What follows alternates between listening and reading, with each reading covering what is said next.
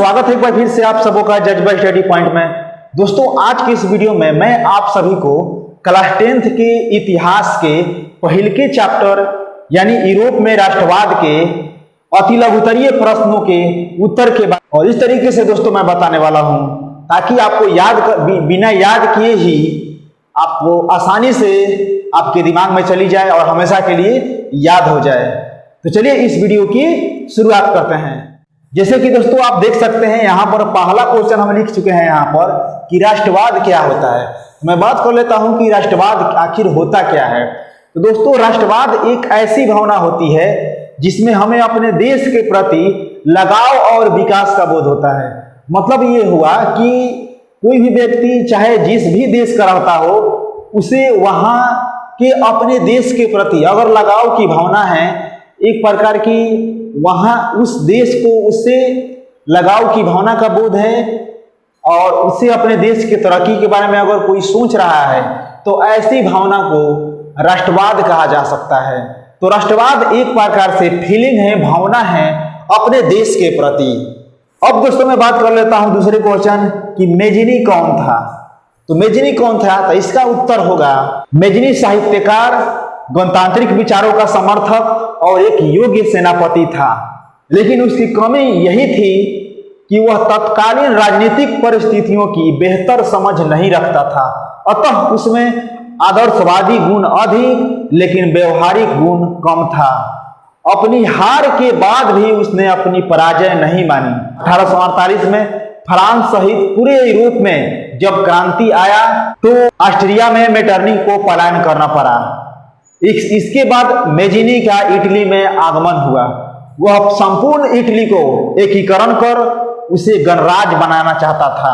गणराज्य का मतलब एक ऐसा स्वतंत्र देश बनाना चाहता था मतलब जिसका शासन की बागडोर वहां के लोगों के हाथ में हो, तो वैसा करना चाहता था मेजिनी। अब दोस्तों मैं अगले प्रश्न के बारे में बात कर लेता हूं। अब अगला प्रश्न है जर्मनी की एकीकरण की क्या बाधाएं थी। तो देखिए जर्मनी के एकीकरण की 5 बाधाएं थी।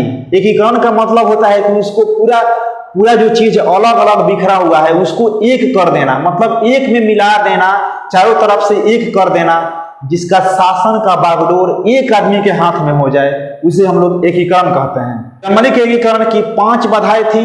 नंबर 1 पहली बाधा थी कि जर्मनी 300 छोटे बड़े राज्यों में विभक्त था।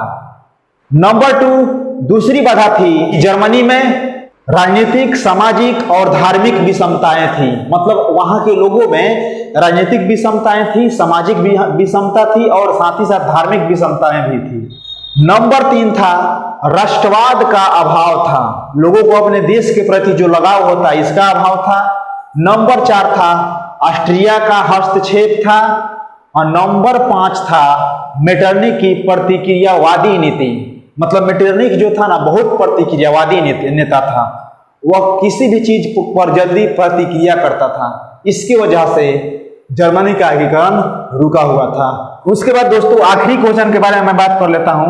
आखिरी क्वेश्चन है कि मेटरनिख युग क्या है। ऑस्ट्रिया के चांसलर के रूप में मेटरनिख ने 1815 से 1848 ईस्वी तक ऑस्ट्रिया के चांसलर के रूप में काम किया। अपने शासनकाल के दौरान उसने यूरोप की राजनीति में इतनी महत्वपूर्ण भूमिका निभाई कि उसके शासनकाल को मेटरनिख युग कहा जाता है। मतलब अपने शासन के दौरान उसने ऐसी चारों तरफ से मतलब छवि बना दिया कि उसका ही नाम चारों तरफ से छा गया। जैसे भारत में जब से मोदी जी आए हैं तब से चारों तरफ मोदी ही मोदी। कहीं भी जाइएगा तो भारत सरकार नहीं मिलेगा, लिखा मिलेगा मोदी सरकार। यानी लगता है कि भारत सरकार का नाम बदल गया है, अब चारों तरफ मोदी सरकार ही है। तो ठीक उसी प्रकार मेटरनिख युग था। 1815 से 1848 ईस्वी तक मेटरनिख युग का समय था। तो देख सकते हैं इस वीडियो में दोस्तों मैंने आप सभी को राष्ट्रवाद क्या है, मेजिनी कौन था, जर्मनी का एकीकरण की बाधा और मेटरनिख युग क्या होती है, इन सभी के उत्तर को काफी अच्छे ढंग से बताया हूं। और आशा करता हूं कि आप सभी को इस उत्तर के बारे में अच्छी से जानकारी मिली होगी। अगर इस वीडियो का यदि आपको पीडीएफ चाहिए तो आप हमें कमेंट करके जरूर बता दीजिएगा। मिलते हैं अगले वीडियो में, दीजिए इजाजत, नमस्कार।